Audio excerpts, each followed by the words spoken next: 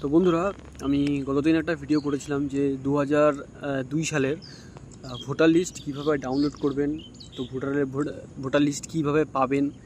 তো সেটা আমি অনলাইনে টোটাল প্রসিডিওরটা আমি দেখিয়ে দিয়েছিলাম। তো তার মধ্যে অনেকেই কমেন্ট করেছিলেন যে সব ডিস্ট্রিক্টের, তারপরে সব অ্যাসেম্বলি কনস্টিটিউয়েন্সি মানে বিধানসভা কেন্দ্রের ভোটার লিস্ট সেখানে পাওয়া যাচ্ছে না।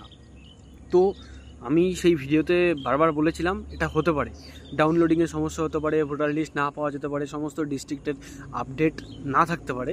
কারণ এটা 1 থেকে 2 দিন, হার্ডলি 1 থেকে 2 দিন হয়েছে এই জিনিসটা মানে ইলেকশন কমিশন আপলোড করেছে। তো সেখানে এইরকম প্রবলেমগুলো কিন্তু কম বেশি থাকতে পারে। তো এটা নিয়ে কোনোভাবে মাথা খারাপ করার কিছু নেই বা অতিরিক্ত চিন্তার কিছু নেই।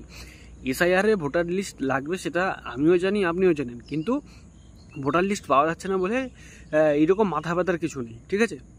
যদি কোনো ডিস্ট্রিক্টের voter list election commission upload না করে থাকে তাহলে আপনি পাবেন না, এটা স্বাভাবিক। তো কয়েকটা দিন আপনারা ওয়েট করুন। যে সমস্ত ডিস্ট্রিক্টের ভোটার লিস্ট এখনও পর্যন্ত আপলোড হয়নি সেই সমস্ত ডিস্ট্রিক্টের ভোটার লিস্ট কিন্তু আপলোড করে দেওয়া হবে, প্লাস আপনারাও কিন্তু ডাউনলোড করতে পারবেন। তো এটা নিয়ে কিন্তু চিন্তার কোনো বিষয় নেই বা এটা নিয়ে চিন্তার কোনো কারণ নেই।